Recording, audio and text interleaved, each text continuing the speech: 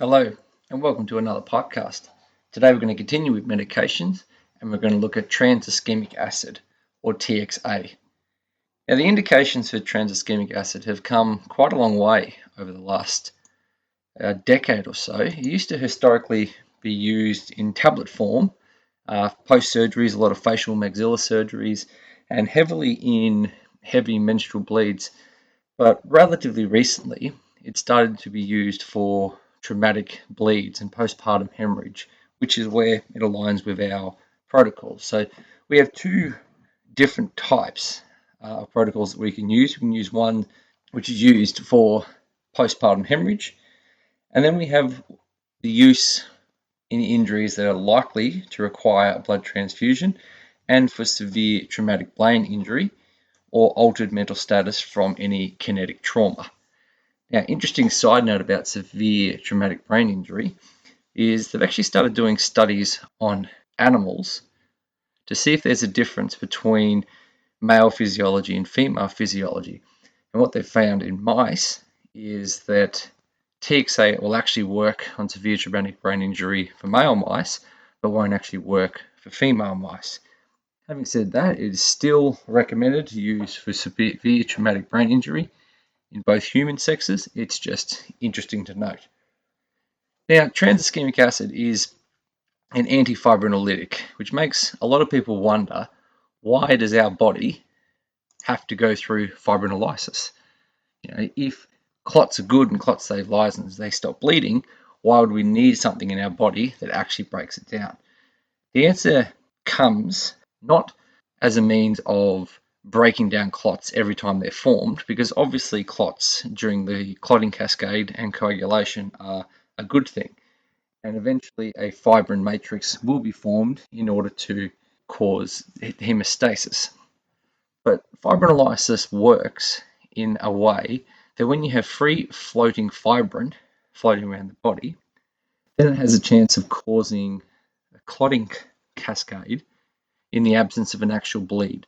So it can occur purely from intrinsic factors as opposed to the extrinsic factors that come from tissue and things like that from wounds. So you can actually start forming clots.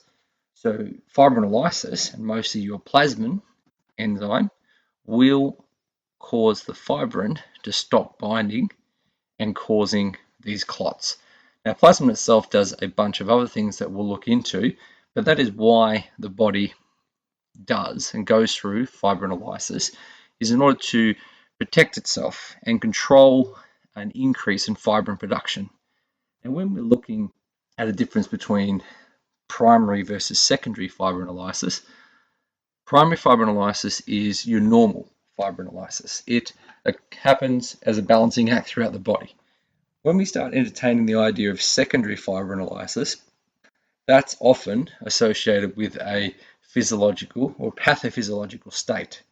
So certain diseases, certain bacterial infections, and also physiological states like hypoxia definitely increase fibrinolysis for occurring.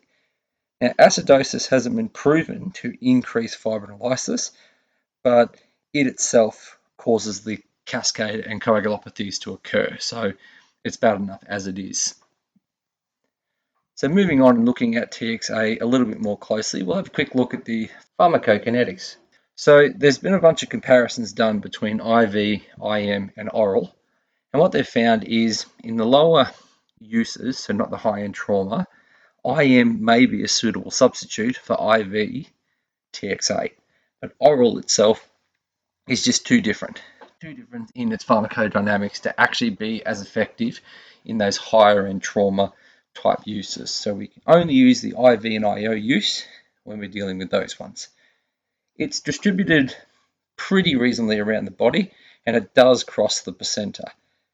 It binds to proteins within the blood, but they think that that's only because it's actually binding to the plasminogen in order to stop plasmin from being formed. So, and that accounts for about 3% of what's found in the blood. As far as metabolism goes, there's not a lot of evidence or information out there about metabolism, but what they do know is that it's excreted mostly unchanged, which usually signifies that it doesn't go through a lot of metabolism or its reverse metabolism after it's used. Either way, the jury's still out.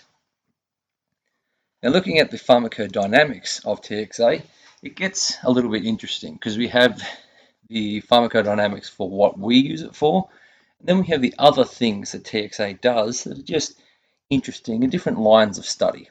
So we'll start with its effect primarily on plasmin binding to fibrin in order to stop fibrinolysis. So that's basically what it does. It is plasminogen is converted to plasmin. TXA plays a small role in stopping that from occurring, but it mostly stops the plasmin itself binding to fibrinogen and therefore causing your fibrinolysis. It also helps soak up a few other proteins that are associated with clotting breakdown, and that is why it is useful in what we use it for. The other lines that are useful, there's potentially another 4 lines and binding sites that TXA have been found throughout the body, and they're associated with the immune cells. So it actually enhances immunity. So it decreases the risks of infections, which, may be beneficial, may not be, but they're definitely interesting. So plasmin and TXA in particular will actually stop the immune suppressive factors that plasmin generally does. So plasmin also causes immunosuppression, and therefore TXA will stop that immunosuppression. There's even studies out there that shows the line, very long line, of plasmin leading to angioedema. And there's studies being done that TXA has a role in preventing angioedema. But a lot of these things are still in the exploratory side of the house. So for now, TXA is used as an antifibrinolytic because it stops fibrinolysis from occurring by binding to the plasmin and stopping it reacting with fibrin itself.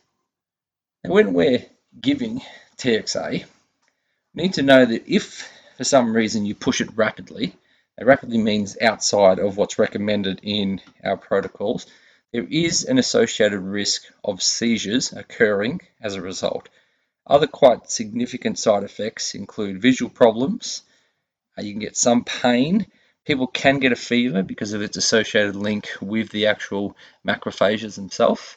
And vomiting and diarrhea is rare but can happen. As far as contraindications go, in the cases if it's a traumatic brain injury or someone who needs blood transfusion, then you still need to ask them if they have a thromboembolic disease. So that means if they've already got a disease, that their body's filled with clots, you don't want to give them something that prevents clots breaking down. Okay, so that's the only true contraindication in our case. Another really important thing to consider is when to give TXA. So a lot of papers, a lot of protocols, things out there will always say not to give it after the 3 hours. And it's a curious time frame. Why not after the 3 hours? And the reality is what they found during a whole bunch of trials. So there's a bunch of crash trials that were done maybe 10 years ago, and a whole series of international studies done as well, is they found that if it was given immediately, and the recommendation is within an hour post-trauma, post-injury, it has been shown to have a 70% improvement of survivability. But for every 15 minutes after that, there's a 10% reduction in survival benefits. Okay, so not only do you want to give it before the 3 hour mark, you actually want to give it as soon as possible to have the highest survivability rate. Now, what they've found is post 3 hours, not only is it no longer effective, but it actually has been shown to increase the mortality rates of administration. So just be aware of that. That's the reason why it's always recommended in protocols not to give after 3 hours, is because 1, it shows that it has no benefit, and 2, it actually shows that it increases mortality. So that's what the best data tells us now. So that obviously is what we follow. But time is very, very important. TXA must be put into people who need it as early as possible. Okay, we'll finish up with a few more clinical take-homes, and we'll just talk about the infusion. So a lot of protocols will say to infuse over 10 minutes, and they say to put it in a 100 ml bag of normal saline. Now, if you were to use a normal 20 drops per minute factor, that means that in order to give 1 gram, you're going to be given 220 drops per minute. And if you're giving 2 gram, obviously larger volume, you're going to be doing 240 drops per minute. Now, the reason I highlight this is not because you have to sit there and make sure you get exactly 240 drops per minute, because that's ridiculous. Okay, you need to be around the 10-minute mark is the idea, not exactly. But when you're treating patients with these conditions, there's a lot going on, and there's generally a factor of environmental stimulus as well that can make it very, very difficult to think and concentrate when doing these infusions. So if you can have a quick memory peg before going out of knowing exactly how you're going to mix the drug up and exactly what you're going to set it to, it can make it a lot easier to remember it and achieve it on the ground.